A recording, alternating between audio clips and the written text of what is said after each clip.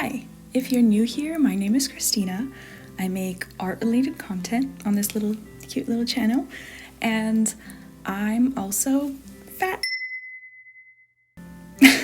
I wanted to make this video for those of you that might also be struggling with your body image or other insecurities, and you are letting them stop you from doing something that you've always wanted to do, or maybe starting your own YouTube channel, or being in a space that might be difficult to be in as a fat person. A little bit about me first. I don't want to go too deep into it because I do want to start making more like body positive dedicated content, maybe in like drawings and discussions type videos on this channel. But I think it's important that I give a little bit of my history with my body image issues. So I have always been the fat girl, literally since I can remember. And if I go to look back on those pictures now, I had average body weight. I looked like any other kid, but unfortunately, because of the way that people treated me, because of the things that they would say to me, I was never really able to realize that. So in my head, I've always been the fat girl. Really what that meant was that I've spent my whole entire life trying to change the way that I look through dieting, through really unhealthy eating behaviors, through a lot of just self-shame. It's really just accumulated to this mindset of needing to look skinny in order to be able to do anything, especially around high school when you start to have a bit more autonomy and you can go and start doing things with your friends and stuff. I've always held on to this anxiety where I felt like I wasn't pretty enough to be in a club, or be in front of a camera, or be really just doing just about anything in a gym class, at the gym, in dance class, in whatever. Anything that involved, more focus on your body, I wanted to stay away. That slowly started to translate into a lot of other areas in my life, and into my hobbies.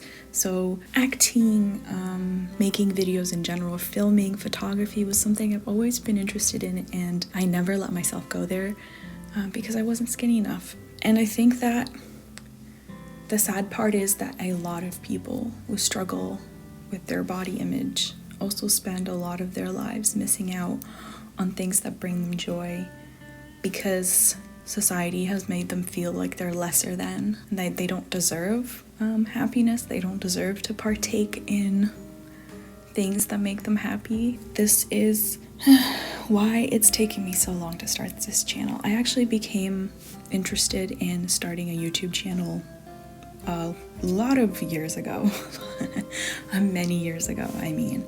And it was just another one of those things, like, I'm too fat.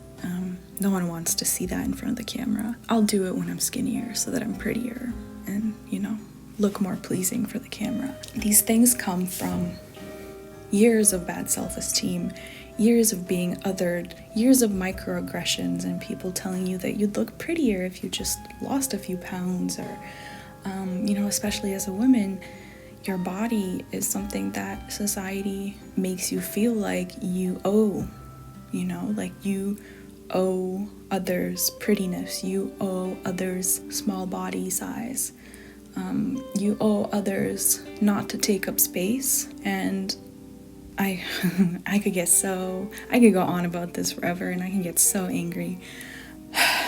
There's gonna be a time and a place, so I'm gonna just focus on the YouTube for today. I wanted this to be short and I ended up going overboard. Okay, what does this all have to do with YouTube? So sometime around December, I decided to just say, screw it, I'm going to make a video. And at first I wasn't putting myself in front of the camera very much, but at some point I kind of needed to. At first I really thought it was going to be really difficult, and it wasn't easy by any means, but I guess because of how much I have to stare at myself on screen, I slowly started to become desensitized to my body. It's also because I'm in front of the camera so much, and because I'm staring at myself for hours on end when I edit,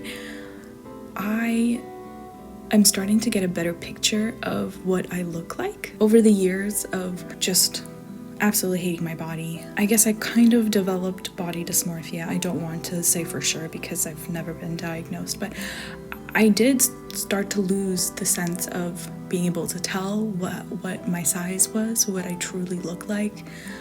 Some days I'd feel ginormous, and other days I'd be like, oh, I'm like kind of small, and it was always very confusing, and there was never a strong sense of understanding, like a coherent sense of my body. It felt like my brain and my body were these two separate things. I mean, I won't lie, at first I totally was trying to cut out like the bad angles, but over time through filming I've managed to develop a stronger sense of self, or at the very least a more like fuck off type of attitude. I'm getting to the point where what I look like is non-negotiable.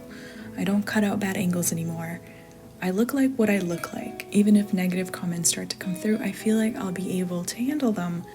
And I feel like because of this attitude, I've also been able to take it and then translate it into real life with people around me who like to still give comments, and still suggest that I go on diets, and still suggest that my weight is a problem that I need to deal with.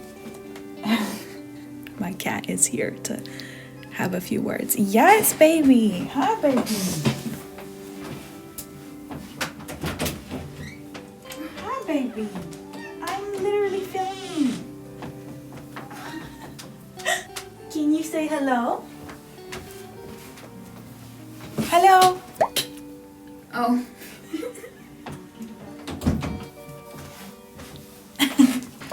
Great, now I forgot what I was saying.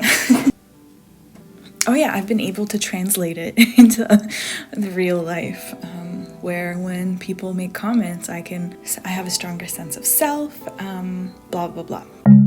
But the most important part is that I finally started this channel, and I'm having such a great time, and I'm not letting my weight hold me back. Okay, I don't want to make this sound like it's, it's your own fault if you can't start something because of your insecurities. Like, it really isn't your fault that you feel that way.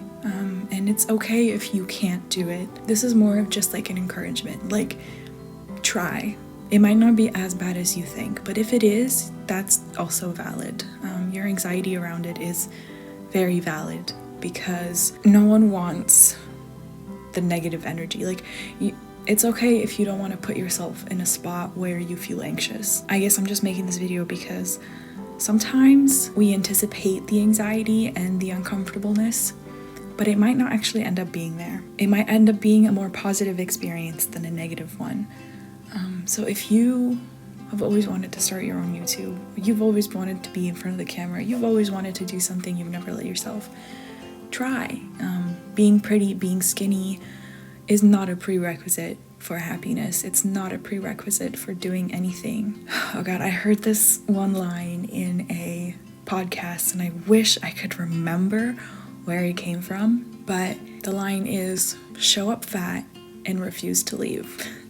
If you can get to that point, where you can just show up fat, take up space in the place you want to be, even if other people really don't want you there, and then just exist. And it sucks that just being in a place is like a sort of radical statement. Like, imagine how othered you have to be in order for you just existing somewhere, or just existing in general, is something that people find offensive, like I encourage you to try it. Show up fat and refuse to leave.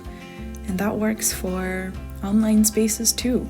It's not just about a dance class or a marathon or anywhere else that fat people aren't welcome. Show up fat, be yourself, and you might find that it's everything that you've ever wanted and more. And my neighbor has decided it's landscaping time. I'm gonna end it off here. I certainly didn't say everything the way I wanted to say it. I didn't cover everything I wanted to, but I wanted it to be very in the moment. So I hope that the message still came across, and I hope that this was helpful to somebody, and I hope that you're ready for a lot more fat and body positivity content to come.